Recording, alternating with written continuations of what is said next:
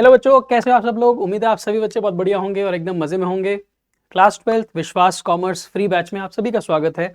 और आज एक वन शॉट लेके आया हूँ आपके साथ कंपैरेटिव और कॉमन साइज फाइनेंशियल स्टेटमेंट्स, जो कि बुक नंबर 3 का हमारा एक टॉपिक है और फाइनेंशियल स्टेटमेंट एनालिसिस का ये पार्ट है।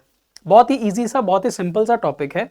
अक्सर आपको बोर्ड के एग्जाम में 4 नंबर का ये क्वेश्चन मिलेगा आपको, और फटाफट से इसको आज निपटा डालेंगे। तो कॉपी पेन निकालो और मेरे साथ साथ ये चैप्टर को हम शुरू करते हैं। नाम है comparative common size financial statements. देखो भाई, जब हम किसी भी कंपनी की फाइनेंशियल स्टेटमेंट्स की बात करते हैं तो फाइनेंशियल स्टेटमेंट्स के अंदर मोटे तौर पर दो चीजें देखने को मिलती हैं। एक होती है हमारी बैलेंस शीट, राइट, और एक होता है प्रॉफिट एंड लॉस अकाउंट। क्या होता है? प्रॉफिट एंड लॉस अकाउंट, जिसको आप कंपनी के केस में स्टेटमेंट ऑफ पीएनएल बोलते हो, पर नॉन कॉर्पोरेट एंटिटी अगर है जैसे कि सोल प्रोप्राइटरशिप, पार्टनरशिप, तो वहां पर आप इसको पीएनएल अकाउंट बोलते हो और बैलेंस शीट बोलते हो। ठीक है, हम इसको एक और नाम से भी जानते हैं, जैसे कि बैलेंस शीट को हम पोजीशन स्टेटमेंट के नाम से जानते हैं, पोजीशन स्टेटमेंट, और पीएनएल अकाउंट या फिर statement of PNL, SOPL, statement of PNL, इसको हम इनकम स्टेटमेंट के नाम से भी जानते हैं, राइट। तो जब आपसे पूछा जाएगा कि फाइनेंशियल स्टेटमेंट्स के अंदर क्या क्या आता है, तो फाइनेंशियल स्टेटमेंट के अंदर मोटे तौर पर दो चीजें तो आती ही आती हैं। बैलेंस शीट, जिसको हम पोजीशन स्टेटमेंट भी बोलते हैं, ठीक है, और पीएनएल अकाउंट या फिर स्टेटमेंट ऑफ पीएनएल, जिसको हम इनकम स्टेटमेंट बोलते हैं। ये तो फाइनेंशियल स्टेटमेंट है। बात हम फाइनेंशियल स्टेटमेंट की नहीं कर रहे, हम बात करेंगे कंपैरेटिव फाइनेंशियल स्टेटमेंट और कॉमन साइज फाइनेंशियल स्टेटमेंट। इसका मतलब हम फाइनेंशियल स्टेटमेंट्स को अपना बैकग्राउंड लेंगे, ये हमारा बैकड्रॉप रहेगा, और हम इससे यूज करके बनाने वाले हैं कंपैरेटिव और कॉमन साइज फाइनेंशियल स्टेटमेंट। तो इसी का इस्तेमाल करके, इन दोनों का इस्तेमाल करके हम एक कंपैरेटिव फाइनेंशियल स्टेटमेंट्स बनाएंगे, कंपैरेटिव फाइनेंशियल स्टेटमेंट्स, और एक बनाएंगे कॉमन साइज फाइनेंशियल स्टेटमेंट्स। ठीक है, तो कंपैरेटिव फाइनेंशियल स्टेटमेंट्स के अंदर क्या होगा और कॉमन साइज फाइनेंशियल स्टेटमेंट्स के अंदर क्या होगा? सर बड़ा सिंपल सा है। कंपैरेटिव फाइनेंशियल स्टेटमेंट्स के अंदर दोनों होंगी, कंपैरेटिव पोजीशन स्टेटमेंट यानी कि कंपैरेटिव बैलेंस शीट, और कंपैरेटिव इनकम स्टेटमेंट यानी कि comparative PNL account. Common size के अंदर भी दोनों होंगे, कॉमन साइज पोजीशन स्टेटमेंट यानी कि common size balance sheet, common size income statement यानी कि कॉमन साइज पीएनएल अकाउंट। आई बात समझ में? तो चार चीजें हमारे को सीखनी है। कंपैरेटिव में दो, comparative balance sheet, comparative PNL. Common size में दो, common size balance sheet, common size PNL. तो फर्स्ट थिंग फर्स्ट, हम सीखेंगे सबसे पहले comparative financial statements. Comparative financial statements वो स्टेटमेंट्स हैं जिसमें हम 2 सालों का डेटा कंपैरेटिव फॉर्मेट में डालेंगे, यानी कि हम कंपैरिजन करेंगे इस साल के डेटा को पिछले साल के डेटा के साथ, या फिर 1 साल के डेटा को दूसरे साल के डेटा के साथ। इसको बोलते हैं कंपैरेटिव स्टेटमेंट। यानी कि जब हम कोई फाइनेंशियल स्टेटमेंट्स 2 या 2 सालों का डेटा लेकर बनाते हैं और उसके अंदर हम उसको एक कंपैरिजन के तरीके से दर्शाते हैं, तो हमारे पास कंपैरेटिव फाइनेंशियल स्टेटमेंट्स जन्म लेती हैं। कंपैरेटिव फाइनेंशियल स्टेटमेंट्स 2 प्रकार की हैं, कंपैरेटिव पीएनएल यानी कि comparative income statement, comparative balance sheet यानी कि कंपैरेटिव पोजीशन स्टेटमेंट। तो 2 बातें क्लियर हो गई। कंपैरेटिव स्टेटमेंट्स क्या होती हैं? ऐसी स्टेटमेंट जिसमें 2 या 2 से ज्यादा सालों का डेटा कंपैरिजन के तरीके से दर्शाया जाता है। ठीक है, it is a comparative form of financial statements. 2 या 2 से ज्यादा सालों का डेटा कंपैरिजन के रूप में दिखाया जाता है। कंपैरेटिव स्टेटमेंट्स में 2 बनाएंगे, comparative PNL and comparative balance sheet. Sir हमारे को ना फॉर्मेट ही तो याद नहीं होता था, हमारे को फॉर्मेट ही तो याद नहीं होता था। बेटे बड़ी सिंपल सी बात है, देखो, अगर तुमने पिछले जन्म में बहुत अच्छे अच्छे पुण्य का काम किया है तो ना तुम्हारी किस्मत इतनी अच्छी होगी कि एग्जाम में जो तुम्हारे पास क्वेश्चन पेपर आएगा ना, उसमें पीएनएल का फॉर्मेट बना बनाया आ जाएगा और उसमें बैलेंस शीट का फॉर्मेट भी बना बनाया आ जाएगा। जैसे कि हम कैश फ्लो करते हैं, कैश फ्लो, और कैश फ्लो में हमारे पास एक पूरी की पूरी बैलेंस शीट दे रखी होती है, पूरी बैलेंस शीट दे रखी होती है, लायबिलिटी एसेट साइड। अगर वो बैलेंस शीट का फॉर्मेट आपको दे ही दिया सवाल ने, फिर तो बहुत अच्छी बात है। और अगर नहीं दिया तो हमारे को पता होना चाहिए कि बैलेंस शीट का फॉर्मेट क्या होता है, जो कि मैंने आपको क्लासेस में करा भी रखा है। सिमिलरली पीएनएल अकाउंट का फॉर्मेट या तो आपको क्वेश्चन में मिल जाएगा बना बनाया, या फिर आपको पीएनएल का फॉर्मेट बनाना पड़ेगा। वही revenue from operation, other income, total revenue, फिर 7 तरह के खर्चे, एक्सपेंसेस, इनकम में से एक्सपेंस माइनस करके प्रॉफिट बिफोर टैक्स, फिर टैक्स माइनस करके प्रॉफिट आफ्टर टैक्स। वो फॉर्मेट या तो आपको बना बनाया सवाल में मिल जाएगा या फिर आपको बनाना पड़ेगा। ठीक है, हम दोनों तरह से ही क्वेश्चन को सॉल्व करके देख लेते हैं। आप मेरे साथ साथ कोशिश करना क्वेश्चन को सॉल्व करने की। जैसे कि हमारे पास एक क्वेश्चन है जिसमें कहता है जी कंपैरेटिव इनकम स्टेटमेंट बनाकर दो, यानी कि कंपैरेटिव पीएनएल अकाउंट बनाकर दो। तो उसने हमारे को 2 साल का डेटा दे दिया, साल है 2023 और साल है 2024। तो 22-23 साल का डेटा भी दे दिया, 23-24 साल का डेटा भी दे दिया, इनकम और एक्सपेंसेस की डिटेल दे दी, और आपको बोल रहा है कंपैरेटिव इनकम स्टेटमेंट बनाओ। तो बहुत सिंपल, क्या करेंगे हम बनाएंगे comparative income statement of so and so company. जैसे कि मान लो कंपनी का नाम है XYZ लिमिटेड। एग्जाम्पल के तौर पर जो भी कंपनी का नाम है हम यहां पर लिख देंगे, कंपैरेटिव इनकम स्टेटमेंट बना रहे हैं हम इस कंपनी की। ठीक है जी। सबसे पहला जो कॉलम है हमारे पास वो है पर्टिकुलर्स। ये कॉलम में हम detail of income and expenditure लिखेंगे, ये जो पर्टिकुलर्स है यही लिखेंगे। सेकंड कॉलम और थर्ड कॉलम भी वही है जो सवाल में दे रखा है। जैसे कि सवाल में साल दे रखा है 22-23 और साल दे रखा है 23-24, तो हम लिखेंगे फाइनेंशियल ईयर 2022-23 का डेटा है और फाइनेंशियल ईयर 2023-24 का डेटा है। तो बेटे पहला कॉलम, दूसरा कॉलम, तीसरा कॉलम, ये जो 3 कॉलम्स हैं ये तो हमारे सवाल का ही डेटा है। क्लियर होगी बात? पहले आप सवाल से उठाओगे फॉर्मेट को, ठीक है। इसके बाद आप 2 कॉलम एक्स्ट्रा इसमें जोड़ोगे जिसको हम बोलते हैं कंपैरेटिव कॉलम्स। एक कॉलम का नाम है एब्सोल्यूट चेंज और एक कॉलम का नाम है रिलेटिव चेंज। एब्सोल्यूट चेंज और रिलेटिव चेंज, ये 2 आप एक्स्ट्रा कॉलम जोड़ोगे अपार्ट फ्रॉम दीज 3। ठीक है, अब हम फॉर्मेट बनाते हैं। हमको पता है कि जो पीएनएल या इनकम स्टेटमेंट का फॉर्मेट होता है वो शुरू होता है रेवेन्यू फ्रॉम ऑपरेशन से। तो हम यहां लिखेंगे रेवेन्यू फ्रॉम ऑपरेशंस। जितना जितना दे रखा है उतना उतना लिख देंगे। जैसे कि 3 लाख 2,40,000, तो 3 लाख और 2,40,000, कोई ज्यादा दिमाग नहीं लगाना। ओके, फिर आ गई अदर इनकम, तो यहां पर हम सेकंड पॉइंट में डाल देंगे अदर इनकम्स 12,000 और 6,000। बेटे इन दोनों को जब जोड़ते हैं हम तो हमारे पास क्या आता है? हमारे पास आता है टोटल रेवेन्यू या टोटल इनकम। टोटल रेवेन्यू या टोटल इनकम, इन दोनों को जोड़ोगे तो कितना आएगा? 3,12,000 और 246,000, ये आ गई हमारी टोटल इनकम। ठीक है जी। अब हमारे को इसमें से एक्सपेंसेस माइनस करने हैं। अब क्या माइनस करने होते हैं हमारे को? एक्सपेंसेस। एक्सपेंसेस में सबसे पहले आ गया cost of material consumed, COMC। तो कॉस्ट ऑफ मटेरियल कंज्यूम्ड, बस हम फॉर्मेट में डाल रहे हैं और हम कुछ नहीं कर रहे। 180 एंड 120।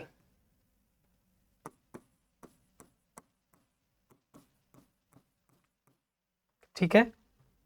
इंप्लॉय बेनिफिट एक्सपेंस हमारा एक और हेड है। सर इसमें तो बीच में और भी आते थे बेटे, जो नहीं है छोड़ दो। ठीक है, जो नहीं है उनको छोड़ दो। इंप्लॉय बेनिफिट एक्सपेंसेस कितना कितना? 36 एंड 24।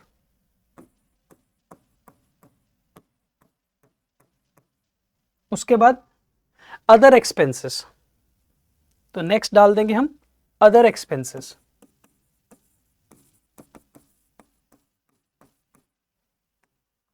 $24 और 18,000 खत्म हो गए। सर और भी तो आते हैं, हाँ बेटे टोटल 7 तरह के एक्सपेंसेस आते हैं, 7 टाइप्स ऑफ एक्सपेंसेस, पर हमारे को यहां पर 3 ही दिए हुए हैं, तो आपने 3 ही लिखने, बाकी नहीं लिखने। फाइनेंस कॉस्ट नहीं लिखनी, डेप्रिसिएशन नहीं लिखनी, purchase of stock in trade नहीं लिखना, चेंज इन इन्वेंट्री नहीं लिखना, जो नहीं है छोड़ दो, जितना है उतना लिखो। ठीक है जी। अब हमारे पास आ जाएगा टोटल एक्सपेंस। क्या आ जाएगा? Total expenses. ये आ गया पॉइंट नंबर 7। इन तीनों का टोटल कर देंगे, कितना आ जाएगा? 180 प्लस 36 प्लस 24 240।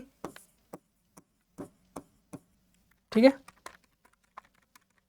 और यहां पर आ गया 120 प्लस 24 प्लस 18 162,000।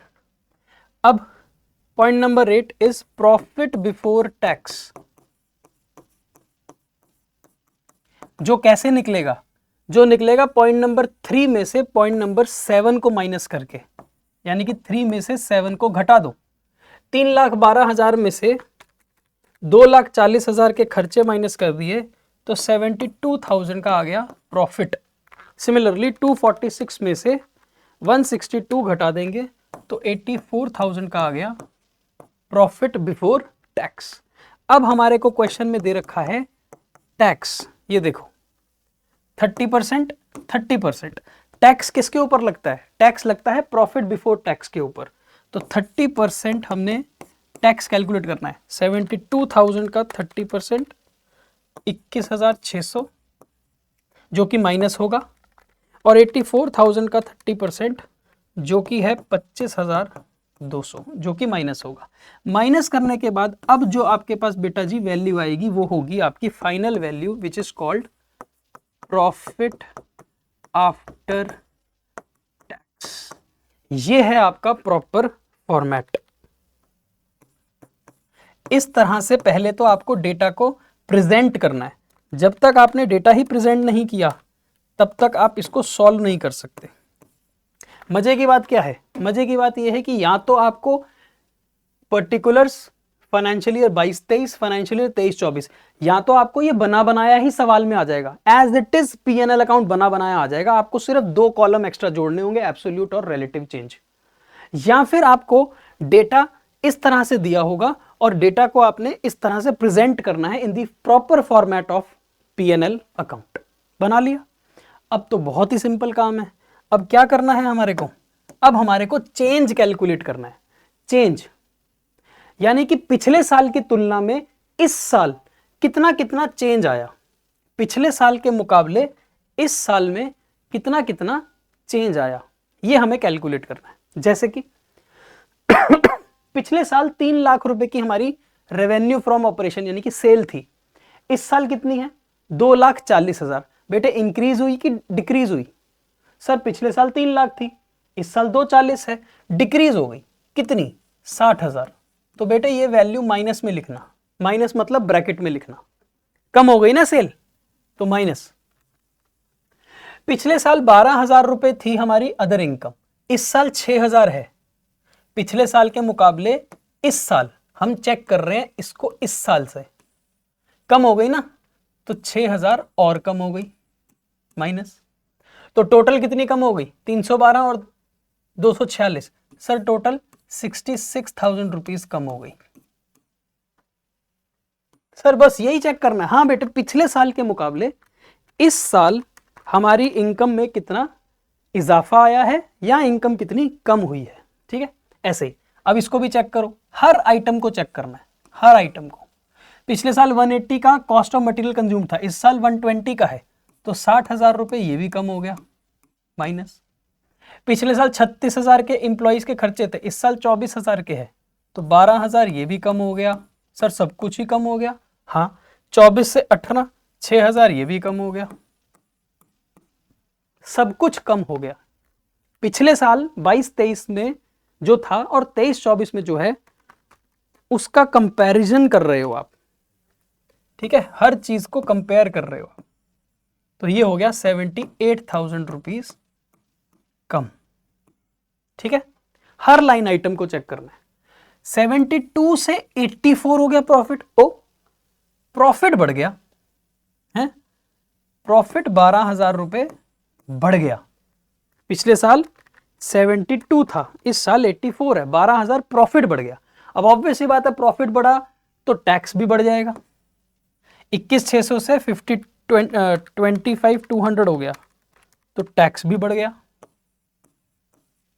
लेकिन बेटे टैक्स तो माइनस की फिगर है ना, तो यहां माइनस माइनस है तो यहां माइनस ही लगा देना, ठीक है। एंड सिमिलरली 50,400 से ये 58,800 हो गया तो ये 8,400 बढ़ गया। बड़ा सिंपल। लास्ट ईयर और इस साल में कंपैरिजन कर रहे हो आप, जो बढ़ गया उसको प्लस में लिख दिया, जो घट गया उसको माइनस में लिख दिया। अब आएगा परसेंटेज चेंज, इसको परसेंटेज चेंज बोलते हैं, यानी कि रिलेटिव चेंज। अब ये कैसे निकलेगा? ये निकलेगा 60,000 जो चेंज आया है, देखना जरा ध्यान से, एक बार मैं लिखूंगा फिर डिलीट कर दूंगा। जो चेंज आया है 60,000 माइनस का है, डिवाइडेड बाय जो ओरिजिनल वैल्यू थी पिछला साल, original value 3 lakh,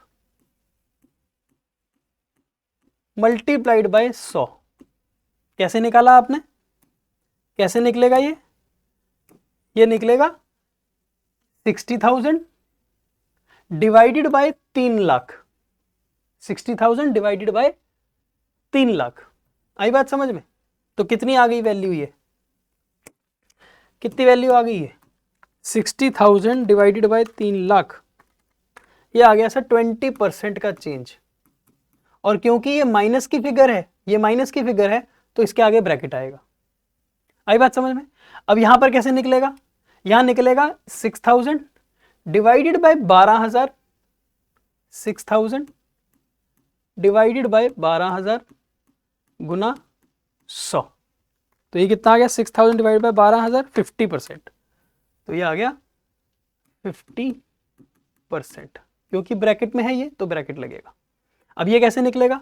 66 divided by 312, 66 divided by 312 percentage 21, ये आ गया 21.15%। ये भी माइनस की है तो माइनस में। आ रही है बात समझ में? क्लियर है?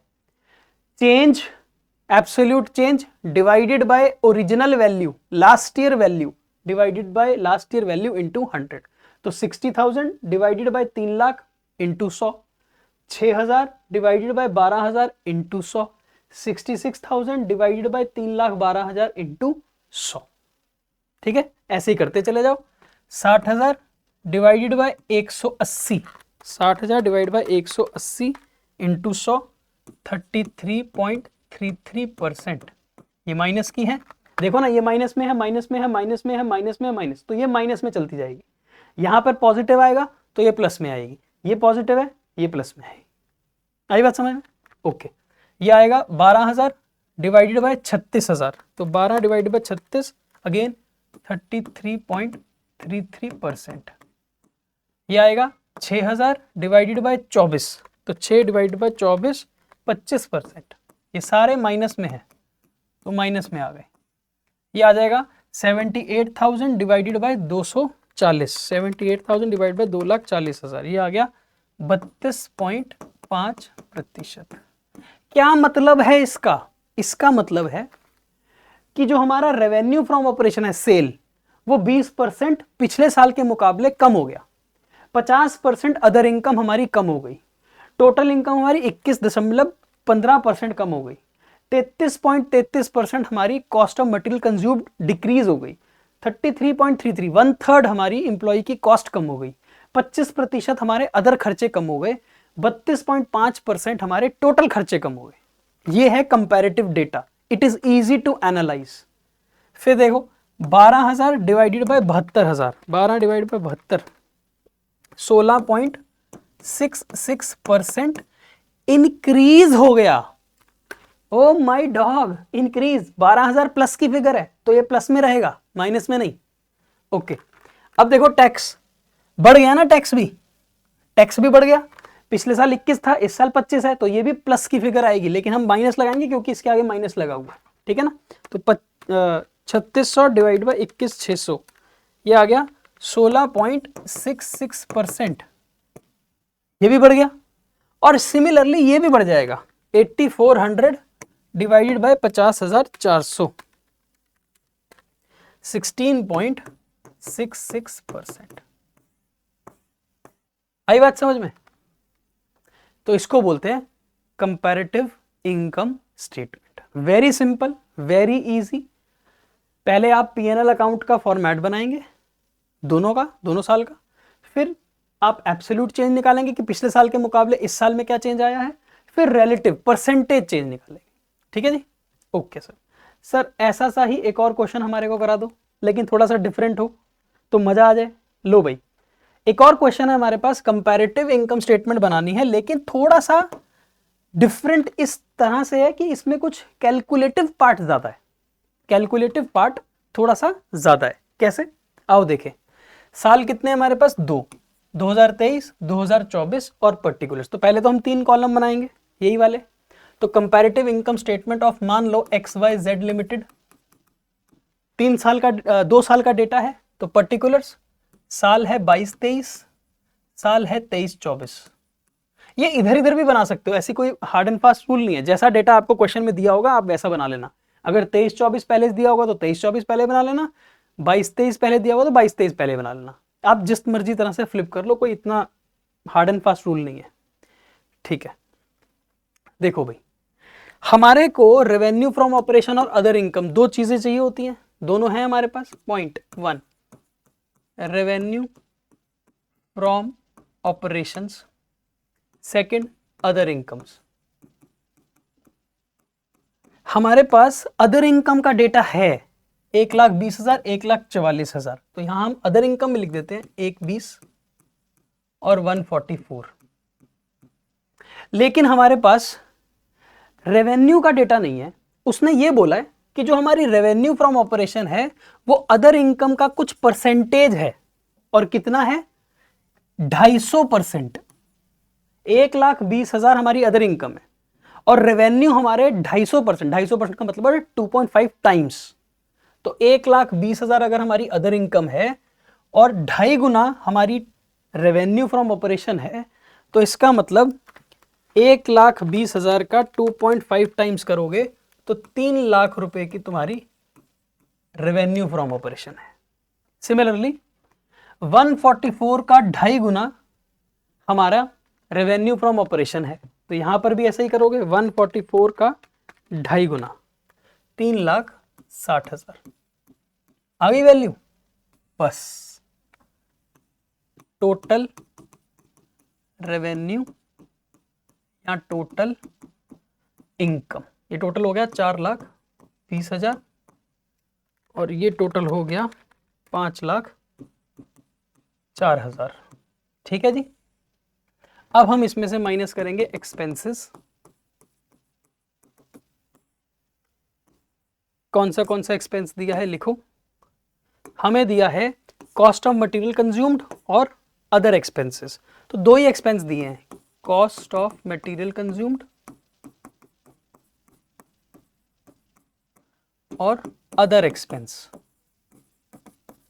लेकिन इसका डेटा नहीं दिया हुआ, सीधा इसकी वैल्यू नहीं दी हुई। इसकी वैल्यू भी हमें as a percentage of something दे रखी है। जैसे कि उसने बोला कि कॉस्ट ऑफ मटेरियल कंज्यूम्ड हम ऑपरेटिंग रेवेन्यू का कुछ परसेंटेज कमाते हैं, यानी कि रेवेन्यू फ्रॉम ऑपरेशन का कुछ परसेंटेज कमाते हैं। 60% ऑफ रेवेन्यू फ्रॉम ऑपरेशन, यानी कि रेवेन्यू फ्रॉम ऑपरेशन जो 3 लाख है, इसका 60% 1,80,000 रुपए हमारा COMC है। क्या बोला उसने, 60% ऑफ द ऑपरेटिंग रेवेन्यू, यानी कि रेवेन्यू फ्रॉम ऑपरेशन का 60% हम कमाते हैं एज, मतलब हमारा खर्चा है of cost of material consumed. तो 60% ऑफ रेवेन्यू, और इस साल 55% ऑफ रेवेन्यू। तो इस केस में क्या होगा, इस केस में ये 55% होगा। 3,60,000 का 55% यानी कि 1,98,000। क्लियर है, आई बात समझ में। अदर एक्सपेंसेस में क्या लिखा है कि अदर एक्सपेंसेस हमारे कॉस्ट ऑफ मटेरियल कंज्यूम्ड का 10% और 20% होगा। ओके, तो यहां पर कॉस्ट ऑफ मटेरियल कंज्यूम्ड का 10% और यहां पर 20%। सिंपल, आई बात समझ में। तो 3 लाख का 60% हमारा 1,80,000 COMC है और 1,80,000 का 10% हमारा अदर एक्सपेंस है। सिमिलरली रेवेन्यू फ्रॉम ऑपरेशन का 55% हमारा COMC है और COMC का 20% हमारा अदर एक्सपेंस है। ठीक है, ये एरो आप डिलीट कर सकते हो, ये मैंने सिर्फ समझाने के लिए डाले हैं यहां पर। ठीक है, समझाने के लिए डाले थे। ओके है सर, समझ तो हमें आ ही गया, सही है। तो हमारे पास आ गया टोटल एक्सपेंस। जो एक्सपेंस हमारे पास है हम सिर्फ उसी की चर्चा करेंगे, जो एक्सपेंस हमारे पास नहीं है हम वो नहीं लिखेंगे। ये हो गया 198,000 और ये हो गया जी 237,600। फॉर्मेट को पूरा करते चले जाओ। टैक्स की बात हो रही है, इसका मतलब पहले हमारे पास जो आएगा वो होगा प्रॉफिट बिफोर टैक्स, जो बनेगा पॉइंट नंबर 3 में से पॉइंट नंबर 6 को माइनस करके। तो 4,20,000 में से 198,000 माइनस किया तो 2,22,000 प्रॉफिट बिफोर टैक्स। 5,04,000 में से 237,600 माइनस किया तो आया 266,400। अब हमें माइनस करना है इसमें से टैक्स पेड, जो है कितना 30%। तो 30% सबका 79920, ये माइनस करेंगे तो बचेगा कितना 186,480। एंड सिमिलरली 222,000 का 30% 66,600 माइनस करेंगे तो बचेगा कितना 155,400। तो ये आ गया हमारा प्रॉफिट आफ्टर टैक्स। भाई यहां तक तो आप फॉर्मेट पूरा कर रहे हो, या तो आपको सवाल में ये बना बनाया आएगा। अगर तो बना बनाया आया बेटे आपने पिछले जन्म में बहुत सारे पुण्य के काम किए हैं, नहीं आया तो बेटे आप समझ जाओ फिर ठीक है, तो ये आप बना लोगे। एक बार बना लिया तो 2 कॉलम जोड़ देना, एब्सोल्यूट चेंज और परसेंटेज यानी कि रिलेटिव चेंज। आप इसको परसेंटेज चेंज भी बोल सकते हो। ठीक है, अब सॉल्व कर लो। पिछले साल 3 लाख था, इस साल 60,000 बढ़ गया तो 60,000 प्लस का। पिछले साल 120 था, इस साल 144 है तो 24,000 प्लस हो गया। पिछले साल 420 में से 504 आ गया तो 84,000 बढ़ गया। ठीक है ना, पिछले साल के मुकाबले इस साल। ध्यान से देखना, साल कौन सा चेक कर रहे हो, ये लास्ट ईयर है, ये करंट ईयर है। करंट ईयर बढ़ गया है पॉजिटिव, 180 से 198 हो गया तो 18,000 बढ़ गया। 18 से 39 हो गया 21,600 बढ़ गया। टोटल खर्चा 198 से 237 हो गया तो इसका मतलब 39,600 बढ़ गया। 222 का प्रॉफिट 266,400 हो गया तो 266,400 माइनस 222,000 44,400 बढ़ गया। सही है, 66,600 से 79,920 13,320 रुपए बढ़ गया। लेकिन है तो ये माइनस की फिगर क्योंकि पीबीटी में से माइनस होगा। एंड सिमिलरली 155,400 में से 186,480 यानी कि ये भी बढ़ गया 31,080 रुपए। आई बात समझ में। तो लास्ट ईयर के मुकाबले इस साल का डेटा कंपैरेटिव में बढ़ रहा है या घट रहा है। अब हम निकालेंगे परसेंटेज चेंज। परसेंटेज चेंज निकालना बेटे बड़ा इजी है, 60,000 divided by 3 lakh into 100। So 60 divide by 3 lakh into 100 is 20%। बढ़ गया ना तो positive. 24,000 divided bye 1,20,000, again this is 20%। 84,000 divided by 420, 20%। सारे 20-20% बढ़ गए। तो पिछले साल की सेल भी हमारी इस साल 20% बढ़ गई, पिछले साल के मुकाबले अदर इनकम भी बढ़ गई और 20%, और इस टोटल इनकम भी हमारी 20% बढ़ गई। यहां पर 18,000 डिवाइडेड बाय 180, 10% हमारी cost of material consumed increase हो गया। 21,600 डिवाइडेड बाय 18,000, देखना जरा ध्यान से, 21,600 डिवाइडेड बाय 18,000%, 120% इजाफा आया है, 120% इजाफा आया है अदर एक्सपेंसेस में। टोटल चेक करो, 39,600 डिवाइडेड बाय 198,000, 39,600 डिवाइडेड बाय 198,000, 20% का इजाफा आया है टोटल एक्सपेंस में। सिमिलरली 44,400 डिवाइडेड बाय 222, 20%, यहां भी सेम ही आएगा। 13,320 डिवाइडेड बाय 66,600, 20%, सारा 20-20% आ रहा है, और यहां भी ये बेटे 20% ही आएगा, ये भी 20% ही आएगा। 31,080 डिवाइड बाय 150, 400, 20%। क्लियर है? आई बात समझ में? इजी है। सो इसको बोलते हैं कंपैरेटिव इनकम स्टेटमेंट, जहां पर आपको बेटे पूरा फॉर्मेट बनाना होगा। तो पहले आप पूरा फॉर्मेट कंप्लीट करेंगे, उसके बाद आप बस लास्ट ईयर के मुकाबले इस साल, यानी कि current year minus last year figure करेंगे, और फिर absolute change divided by last year into 100। इस तरह से आप परसेंटेज या रिलेटिव चेंज निकालेंगे। तो ये तो हो गई बात हमारी कंपैरेटिव इनकम स्टेटमेंट की। सर कितना अच्छा होगा अगर आप हमारे को कंपैरेटिव पोजीशन स्टेटमेंट यानी कि कंपैरेटिव बैलेंस शीट भी बनाना सिखा दोगे फटाफट से। ओके, बैलेंस शीट का फॉर्मेट याद है? लायबिलिटी साइड आती है पहले, उसमें 4 हेड आते हैं, उसके बाद टोटल आता है, फिर एसेट साइड में 2 हेड आते हैं, नॉन करंट करंट, और उसका टोटल आता है, टोटल मैच होता है। बड़ा सिंपल है। तो आपको एक बैलेंस शीट बनानी है, 2 साल आपको दे रखे हैं 23 और 24। तो हम क्या करेंगे, हम बनाएंगे सर एक comparative position statement of XYZ limited.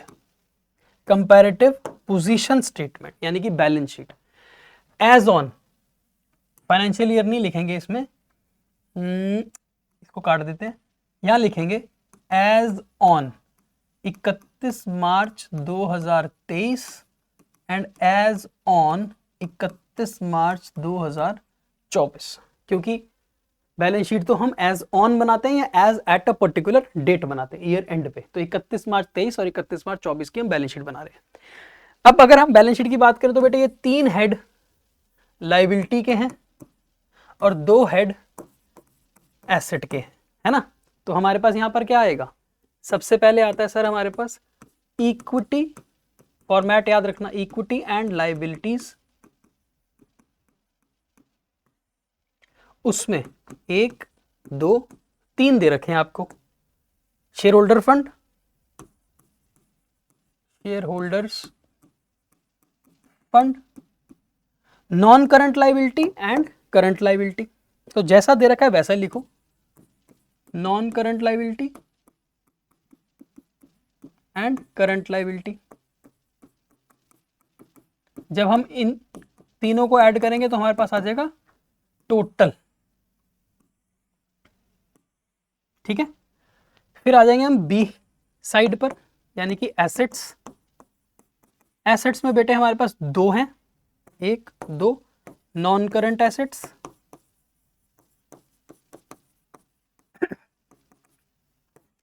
और करंट एसेट्स, राइट। और फिर हम इसका भी टोटल लगा देंगे और हमारी दोनों साइड्स मैच हो जाएंगी। चलिए 6 लाख 3 लाख 1 लाख, ये है 6 लाख 3 लाख 1 लाख टोटल हो गया तो 10 लाख। ठीक है, इधर 9 3 3 9 3 3 मानव कितना हो गया 15 लाख। एसेट्स में 7 और 3 7 3 10 हो गया। इधर 10 50 और 4.5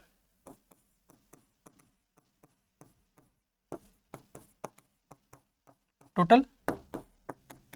लो जी, मैच है 10 लाख 10 लाख 15 15 लाख, दोनों सालों की हमारी जो बैलेंस शीट है वो मैच है। अब हमें करना क्या है बेटे, वही काम करना है, दो कॉलम जोड़ने हैं, एक एब्सोल्यूट और एक रिलेटिव। एब्सोल्यूट और रिलेटिव। अब चेक करो, 6 लाख के मुकाबले 9 लाख रुपए हो गए हमारे शेयर होल्डर के पैसे, तो 3 लाख रुपए बढ़ गए। ओके, 3 लाख का 3 लाख रहा नो चेंज, 3 लाख का 3 लाख रहा नो चेंज। या तो आप डैश लिख दो या फिर आप 0 लिख दो, क्योंकि चेंज ही नहीं हुआ।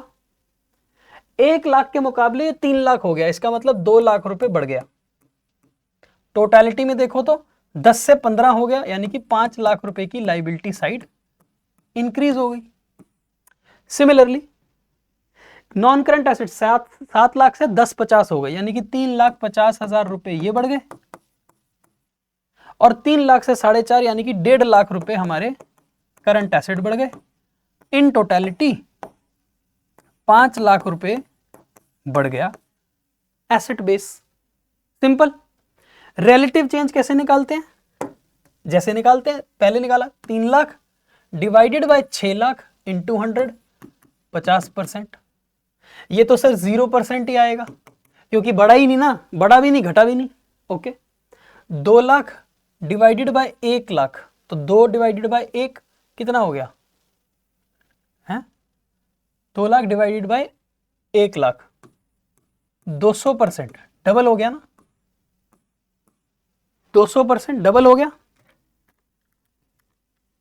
ओके सर, उसके बाद 5 lakh divided by 10 lakh, 50%। Easy है। 3.5 lakh divided by 7 lakh into 100, 50%। 1.5 lakh divided by 3 lakh, 50%। And similarly 5 lakh divided by 10 lakh, 50%। खत्म। Easy, simple and straight. बहुत सिंपल सा काम करना है। पहले डेटा कंप्लीट करना है दोनों सालों का, चाहे इनकम स्टेटमेंट है, पीएनएल है, उसका भी डेटा कंप्लीट करना है, चाहे बैलेंस शीट है, पोजीशन स्टेटमेंट है, उसका भी डेटा कंप्लीट करना है। बन गई है बैलेंस शीट, एसेट लायबिलिटी। उसके बाद वही काम, पिछले साल के मुकाबले इस साल कितना चेंज और परसेंटेज वाइज कितना चेंज आया। तो कई बार आपको क्वेश्चन ऐसा होता है जिसमें आपके पास फॉर्मेट नहीं होता और आपको फॉर्मेट बनाना पड़ता है। कई बार हमने पिछले जन्म में क्या किए होते हैं, पुण्य का काम किया होता है, और हमारे को क्वेश्चन प्रॉपर फॉर्मेट बनाकर दे देता है। आहा, मजा ही आ जाता है। फिर तो मजा ही आ जाता है। मान लो आपके पास एक बैलेंस शीट है और वो बैलेंस शीट आपको क्वेश्चन ने दे रखी है। क्वेश्चन ने आपको बैलेंस शीट ऐसे दे रखी है कि आपके पास टोटल लायबिलिटीज 2 साल की हैं और टोटल एसेट्स 2 साल के हैं, और आपको बोला है सिर्फ कंपैरेटिव डेटा बनाओ। तो बहुत ही सिंपल सा काम है, जो क्वेश्चन गिवन होगा वो आप लिखोगे, 2 कॉलम अपनी मर्जी से जोड़ोगे, एक एब्सोल्यूट चेंज और एक परसेंटेज यानी कि रिलेटिव चेंज। परसेंटेज चेंज मतलब रिलेटिव चेंज। ओके, अब आप कंपेयर कर लोगे, ये पिछला साल है लास्ट ईयर, ये वाला साल है करंट ईयर, तो 30 से 40 हो गया, इसका मतलब 10 लाख रुपए इंक्रीज हो गया। ओके, 4 से 6 मतलब 2 लाख रुपए इंक्रीज हो गया, 10 से 12 मतलब 2 लाख रुपए इंक्रीज हो गया, 6 से 2 मतलब 4 लाख रुपए घट गया, डिक्रीज हो गया, 50 से 60 लाख हो गया टोटल लायबिलिटी, तो 10 लाख रुपए की लायबिलिटी इंक्रीज हो गई। कितना सिंपल है सर, अगर हमारे को क्वेश्चन में मिल जाए ना ये बना बनाया फिर तो मजा आ जाए। कोई बात नहीं, ये तो वक्त बताएगा बेटा। 30 से 40 हो गया 10 लाख रुपए, 6 से 2 हो गया, घट गया 4 लाख रुपए माइनस के, 4.5 से 5 40 हो गया 90,000 रुपए इंक्रीज, 5 50 से 6 60 हो गया 1,10,000 रुपए इंक्रीज, 4 से 6 हो गया 2 लाख रुपए इंक्रीज। इन टोटलिटी 50 से 60 हो गया मतलब 10 लाख रुपए इंक्रीज। क्लियर है? अब हम क्या करेंगे, परसेंटेज चेंज। परसेंटेज चेंज के लिए हमें क्या करना है, 10 लाख डिवाइडेड बाय 30 लाख 33.33% बढ़ गया ना। 2 लाख डिवाइडेड बाय 4 लाख 50% बढ़ गया। 2 lakh divided by 10 lakh 20%। 4 lakh divided by 6 lakh, 4 divided by 6 कितना होता है, 75%, 66.66%। और ये माइनस का है बेटे, नेगेटिव है, ठीक है। 4 डिवाइडेड बाय 6, ओके। फिर देखो 10 डिवाइडेड बाय 50 यानी कि 20% बढ़ गया, तो ये भी 20 ही आएगा नीचे वाला टोटल वाला, ठीक है। अब देखो इधर 10 डिवाइडेड बाय 30 1/3 यानी कि 33.33%। 4 लाख डिवाइडेड बाय 6 लाख, 4 और 6 कितना होता है, वही 66.66% माइनस का क्योंकि नेगेटिव है। 90,000 divided by 4.5 lakh, 90 divided by 4.5 lakh 20% बढ़ गया। 110 डिवाइडेड बाय 550 20%। बस चेक कर लेना जरूर। 2 divided by 4 50%।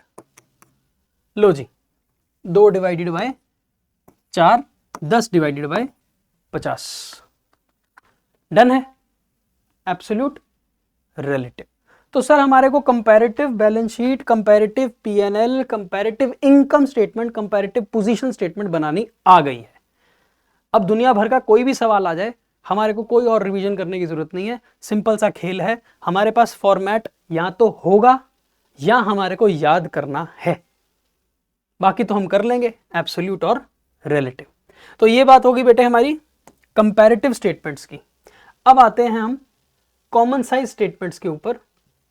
Common size financial statements भी 2 प्रकार की होती हैं। कॉमन साइज फाइनेंशियल स्टेटमेंट्स भी 2 प्रकार की हैं। एक है कॉमन साइज इनकम स्टेटमेंट यानी कि कॉमन साइज पीएनएल, और एक है कॉमन साइज पोजीशन स्टेटमेंट यानी कि common size balance sheet. Common size statement में होता क्या है, कॉमन साइज स्टेटमेंट में हम क्या करते हैं, हम अपनी पूरी फाइनेंशियल स्टेटमेंट को ना उसकी हर एक आइटम को as a percentage of a single item में कन्वर्ट कर देते हैं। क्या करते हैं, हम हर item of the financial statement को रिप्रेजेंट करते हैं as a percentage of a common item, तभी तो इसको कॉमन साइज बोल रहे हैं। यानी कि 1 item will be taken as a base, और उस बेस के हिसाब से हर आइटम को हम परसेंटेज में कन्वर्ट कर देंगे। ठीक है, हम एक आइटम को बेस लेंगे और बाकी सारी आइटम्स को उस बेस पर परसेंटेज वाइज कन्वर्ट कर देंगे। अच्छा, अब पॉइंट उठता है सर हम किस आइटम को बेस लेंगे, ये डिपेंड करेगा कि हम कॉमन साइज पीएनएल बना रहे हैं कि कॉमन साइज बैलेंस शीट बना रहे हैं। अगर हम कॉमन साइज पीएनएल बना रहे हैं तो हमारा जो बेस होगा यानी कि कॉमन, जिसके ऊपर हम कॉमन आइटम लेंगे, जो बेस होगा कॉमन आइटम, वो क्या होगा, इन case of PNL the revenue from operation यानी कि नेट सेल्स, ये हमारा कॉमन बेस होगा जिसको हम बेस मानेंगे। In case of balance sheet the total of either assets और लायबिलिटीज, इसको हम बेस मानेंगे। हम बेस किसको मानेंगे, इनकम स्टेटमेंट पीएनएल के केस में हमारा जो कॉमन बेस होगा वो होगा sale value, net sale, revenue from operation. ठीक है। और in case of balance sheet हमारा बेस क्या होगा, total of the balance sheet, यानी कि टोटल ऑफ आइदर एसेट्स और टोटल ऑफ लाइबिलिटीज, क्योंकि वो दोनों सेम ही होती हैं। ठीक है। बेस का मतलब क्या है सर, बेस का मतलब है हम 100% लेंगे बेस को। बेस को क्या मानेंगे, 100%। ओके सर, बेस को क्या मानेंगे जी, 100%। बोलो फिर से, बेस को क्या मानेंगे, 100%। इन केस ऑफ पीएनएल हम बेस 100 किसको मानेंगे, revenue from operation, net sale को। In case of balance sheet हम बेस 100 किसको मानेंगे, टोटल को, total of the balance sheet. Okay sir. Sir एक क्वेश्चन कराओ, common size PNL, common size income statement बनानी है। डेटा हमारे को दे रखा है 2 सालों का, 22-23 और 23-24 का। हमारा काम वही है बेटे, कॉमन साइज इनकम स्टेटमेंट हम बना रहे हैं XYZ लिमिटेड की। ऐसे ही XYZ होगा, ABC होगा, XYZ होगा, कुछ भी होगा। पर्टिकुलर्स कौन सा फाइनेंशियल ईयर है, 22-23 और 23-24। पहले तो हम अपने डेटा को कंप्लीट करेंगे जैसा हमने किया है पिछले सवालों में भी। रेवेन्यू फ्रॉम ऑपरेशन, बड़े ध्यान से देखना इसको, रेवेन्यू फ्रॉम ऑपरेशन। और बेटे इसको कुछ ज्यादा प्रैक्टिस करने की जरूरत नहीं है, आपने मेरे साथ अगर ये आधा 1 घंटा जो लगाया है मोर देन एनफ है, इससे ज्यादा इस पर टाइम वेस्ट करने की जरूरत नहीं है। बच्चा क्वेश्चन सॉल्व कर लेता है इसको। ठीक है। रेवेन्यू फ्रॉम ऑपरेशंस 3 लाख और 2,40,000, वही क्वेश्चन है पिछले वाला, बस सेम। सेकंड, अदर इनकम्स 12 और 6,000, टोटल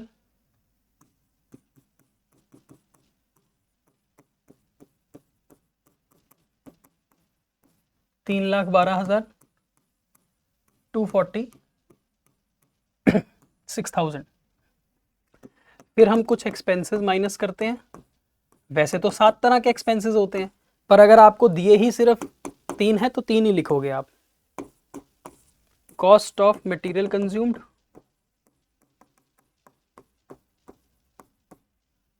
एम्प्लॉय बेनिफिट एक्सपेंस,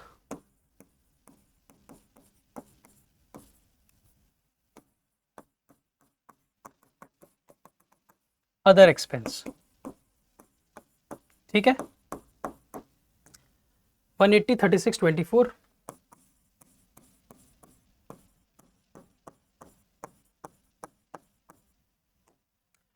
120, 24, 18।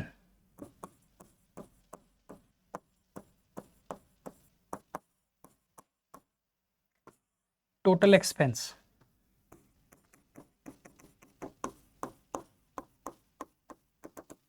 कितना आ गया टोटल, 240, 60।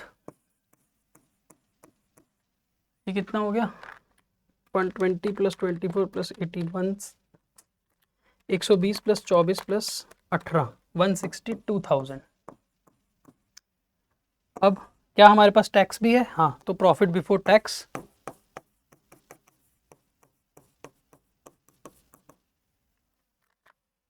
जो आएगा point number 3 minus point number 7, 3 में से 7 को घटाकर, तो 312 में से 240 घटाओगे तो 72,000 का प्रॉफिट यहाँ आ गया।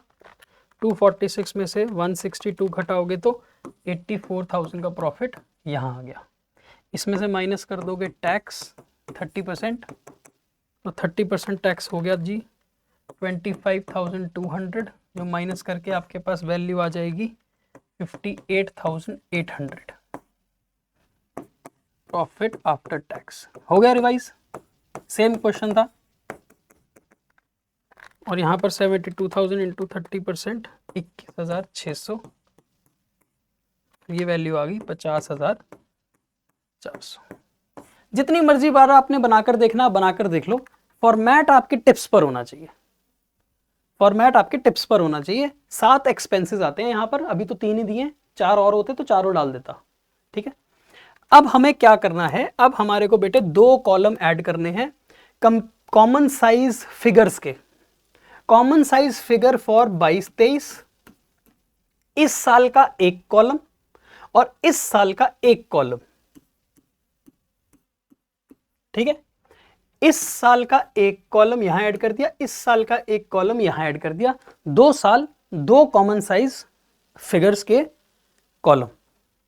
हमने क्या बोला था? हमने कहा था हमें एक कॉमन बेस लेना है, कॉमन बेस, उस बेस को 100 मानना है। और पीएनएल के केस में बेस हमारा क्या होता है? रेवेन्यू फ्रॉम ऑपरेशन, ये हमारा बेस है। यानी कि इस 3 लाख को हम 100 मान लेंगे और इस 240 को हम 100 मान लेंगे। हम इस 3 लाख को 100 मान लेंगे और इस 240 को इस साल के लिए 100 मान लेंगे। अब हम हर वैल्यू को जैसे कि इसको as a percentage of 3 lakh calculate करेंगे, इसको as a percentage of 3 lakh calculate करेंगे। हम हर वैल्यू को बेस की परसेंटेज में कन्वर्ट करेंगे। कैसे? 12,000 3 लाख का कितना प्रतिशत है? 12,000 3 लाख का कितना प्रतिशत है? 4%। 12 divided by 3 lakh multiplied by 100। आई बात समझ में? तो 12 डिवाइडेड बाय 3 लाख इंटू 100, यह है 4%। 4%। तो ये सारी वैल्यू परसेंटेज में है। ओके, अब इसको देखो, 3,12,000 3 लाख का कितना परसेंटेज है? 104%। आई बात समझ में? हमने 3 लाख को 100 मान लिया। अगर ये 3 लाख 100 है तो ये 12,000 3 लाख के बेस पर कितना है? तो 12,000 divided by 3 lakh into 100, 312 divided by 3 lakh into 100, 1,80,000 divided by 3 lakh. हर चीज को 3 लाख से डिवाइड करना है। 1,80,000 divided by 3 lakh into 100, 60%। 36,000 divided by 3 lakh into 100, 36,000 divided by 3 lakh into 100, 12%। हम हर चीज को बेस पर कन्वर्ट कर रहे हैं। 24,000 divided by 3 lakh into 100, 8%। 240 divided by 3 lakh into 100, 80%।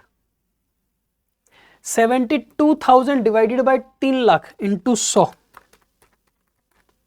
24%। 21,600 divided by 3 lakh, हर चीज को बेटे 3 लाख पे इंटू 100, 7.2, ये माइनस की फिगर है। And 50,400 divided by 3 lakh, 50,400 divided by 3 lakh into 100, 16.8।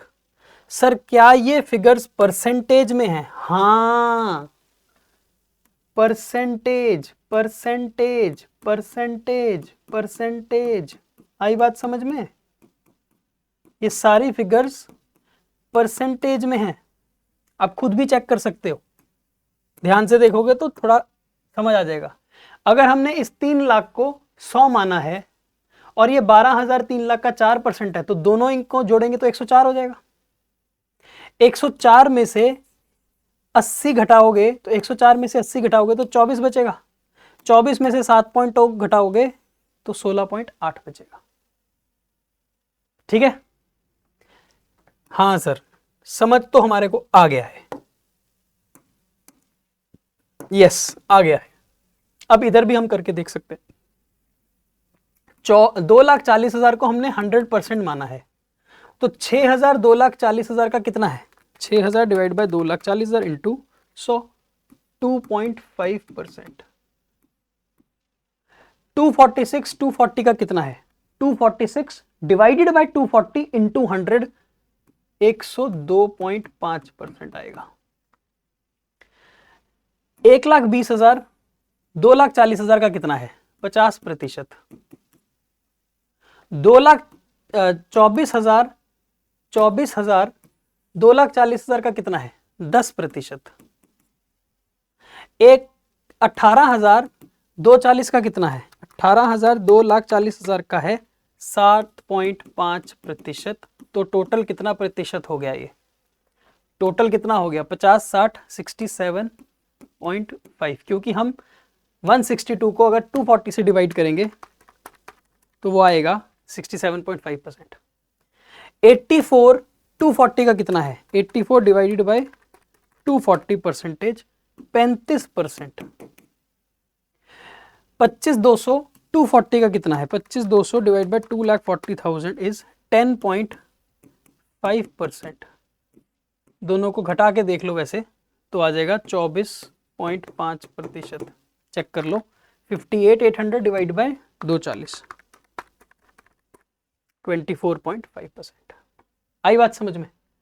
तो कॉमन साइज स्टेटमेंट में हमने बेस किसको लिया है? रेवेन्यू फ्रॉम ऑपरेशन को हमने बेस ले लिया है 100। बाकी सारी आइटम्स हमने 3 लाख और 240 पे कन्वर्ट कर दी। Everything is divided by 3 lakh multiplied by 100। Everything is divided by 240 multiplied by 100। 12,000 divide by 3 lakh into 100, 312 divide by 3 lakh into 100, 180 divide by 3 lakh into 100 and so on.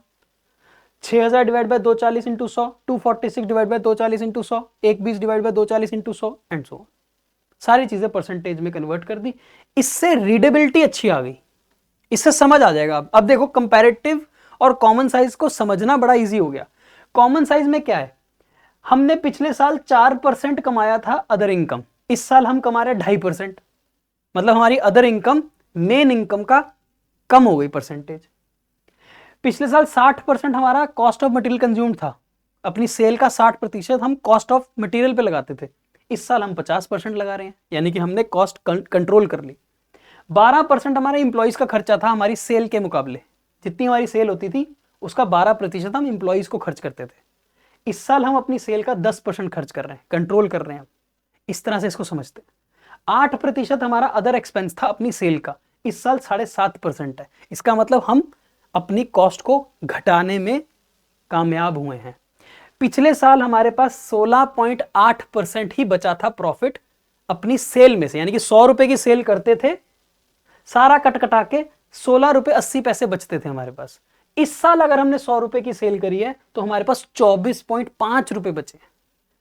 तो it is easier to understand. हम relative figures में जब इसको convert कर लेते हैं ना, percentage figures में कन्वर्ट कर लेते हैं, कॉमन साइज में कन्वर्ट कर लेते हैं, तो समझना इजी हो जाता है, समझना इजी हो जाता है। ठीक है ना? सेल चाहे हमारी कम हुई है 3 लाख से 240, लेकिन हमारा प्रॉफिट बढ़ गया है। So it is easier to understand. Sir ऐसे ही तो हमारे को एक कॉमन साइज पोजीशन स्टेटमेंट भी बनानी होगी। हाँ जी, कॉमन साइज पोजीशन स्टेटमेंट भी ऐसे ही बनानी होगी। तो मैंने एक बैलेंस शीट दी आपको, उस बैलेंस शीट की ये आपके पास इक्विटी एंड लायबिलिटी साइड है, जिसमें आपके पास शेयर होल्डर फंड में शेयर कैपिटल रिजर्व है, नॉन करंट लायबिलिटी में लॉन्ग टर्म बोरोइंग्स है, करंट लायबिलिटी में शॉर्ट टर्म बोरोइंग्स है, और आपके पास total of the balance sheet of 2 years है। सिमिलरली अब आपके पास एसेट साइड है। एसेट साइड में नॉन करंट एसेट में पीपीई एंड आईए है, टेंजिबल इंटेंजिबल एसेट्स हैं। उसके बाद करंट एसेट्स में inventory, receivables, cash and cash equivalent, और आपके पास टोटल है बैलेंस शीट का जो कि 30 और 36 है। ठीक है? अब आपसे पूछा है कॉमन साइज बैलेंस शीट बनाओ, तो कॉमन साइज बैलेंस शीट में भी हमारे को 100 बेस लेना पड़ेगा। हम किसको बेस लेते हैं? हम टोटल को बेस लेते हैं। हम इस 30 लाख को 100 मानेंगे, 100% इस 30 लाख को, यहां पर भी और यहां पर भी। ठीक है जी? हम टोटल को 100 मानेंगे। अब हर चीज को टोटल पे कन्वर्ट कर देंगे, यानी कि अगर टोटल 30 लाख है तो 18 लाख 30 लाख का कितना है? 18 लाख 30 लाख का 60% है।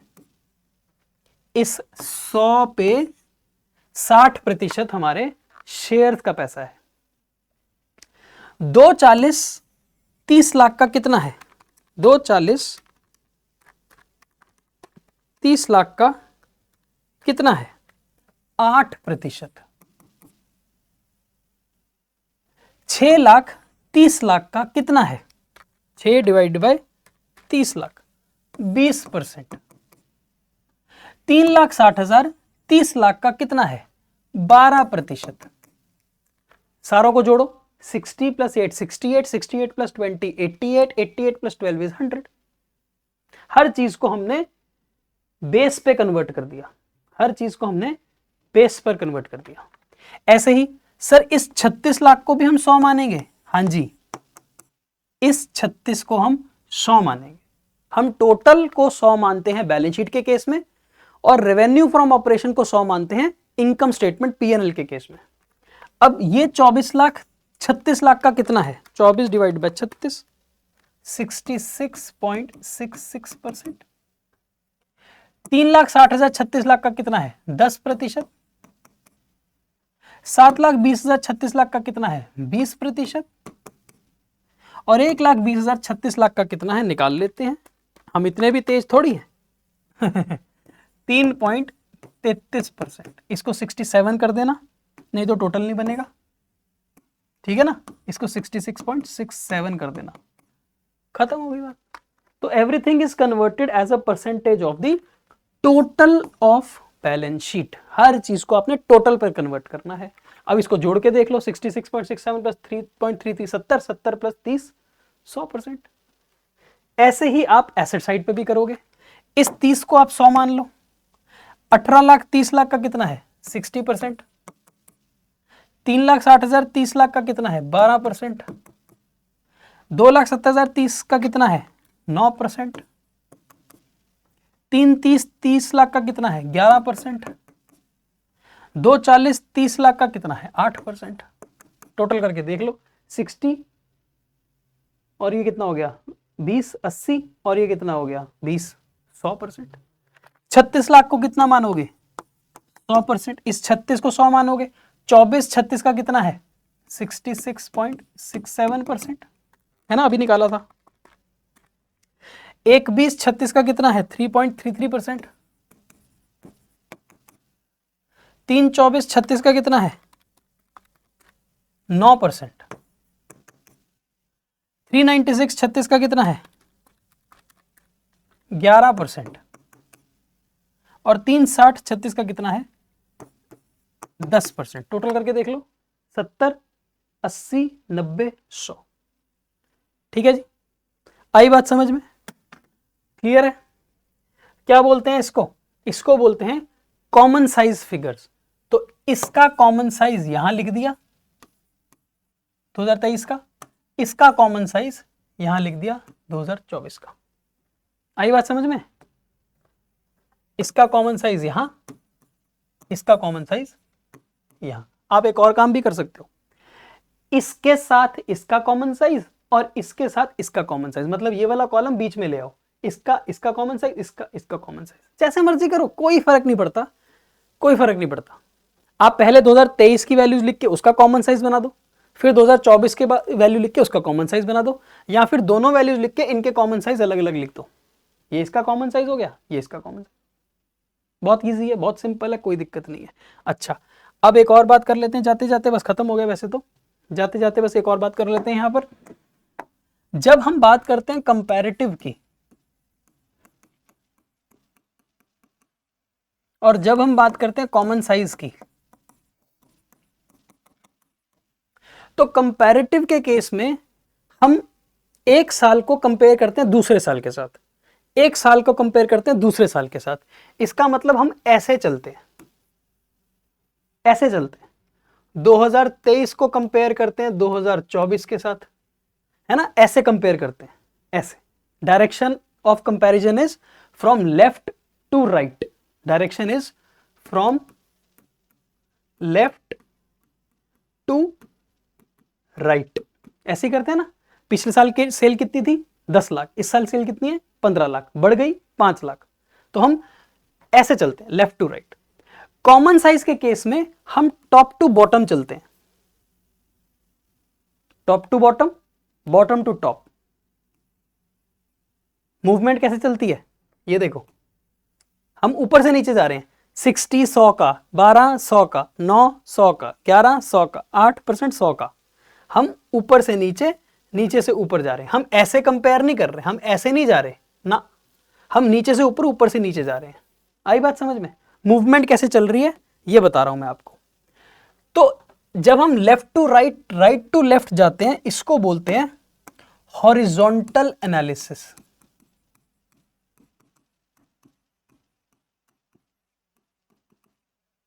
हॉरिजॉन्टल। तो कंपैरेटिव एनालिसिस को हम हॉरिजॉन्टल एनालिसिस बोलते हैं। और यहां पर हम क्या कर रहे हैं, ऊपर से नीचे, नीचे से ऊपर, ऊपर से नीचे, नीचे से ऊपर, इसका मतलब वर्टिकल एनालिसिस।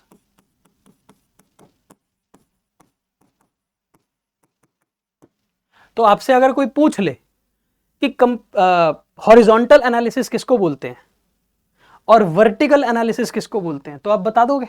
हाँ सर हम बता देंगे। हॉरिजॉन्टल का मतलब है left to right, right to left. Comparative is horizontal, comparative is horizontal. और common size is top to bottom, bottom to top, उसको बोलते हैं वर्टिकल एनालिसिस। ऊपर से नीचे, नीचे से ऊपर। तो दो बातें आपको समझनी और थी इसके अंदर, चैप्टर के अंदर। थ्योरेटिकली कभी कोई वाइवा में पूछ ले, है ना, कभी कोई पेपर में 1 मार्क में आ जाए कि कंपैरेटिव को क्या बोलते हैं, तो कंपैरेटिव को हॉरिजॉन्टल बोलते हैं और कॉमन साइज को क्या बोलते हैं, vertical analysis. That is it, खत्म। कैसा लगा? तो आज की कक्षा समाप्त होती है, आज का कार्यक्रम यहीं पर समाप्त होता है। बहुत सिंपल सा टॉपिक था, common size comparative financial statements, vertical and horizontal analysis, ये मैंने आपको बता दिया है। अब मुलाकात होगी अगले चैप्टर के अंदर, ठीक है। वन शॉट लेके आऊंगा फिर से आप सभी के साथ। तो इस चैप्टर को यहीं पर आज ही खत्म कर देना, इसको और चर्चा करने की जरूरत नहीं है। अब बिना पढ़े बोर्ड में चले जाना, क्योंकि आपने मेरे साथ तो पढ़ाई कर ही ली है। सिर्फ the only thing you need to understand is the formats. You have to learn the format of P&L, you have to learn the format of balance sheet. बाकी तो आप कर लोगे, बाकी तो क्या ही था इसके अंदर। चलो मिलते हैं अगली क्लास में। Take care, bye bye, enjoy, bye.